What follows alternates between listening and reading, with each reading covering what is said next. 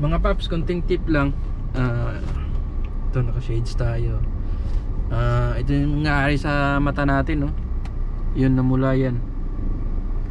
Halos 1 week na. Pinabayaan ko kasi mga paps. Akala natin sore eyes lang.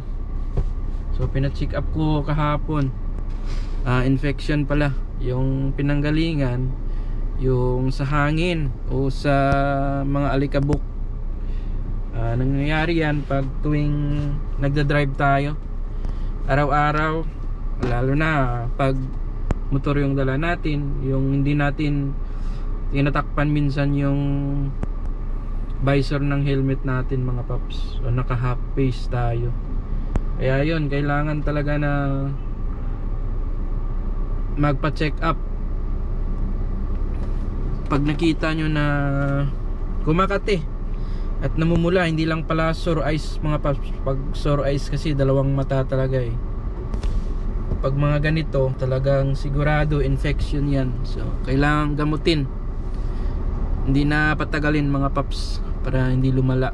So ito na yung sa akin, dahil na ipa-check up ko na,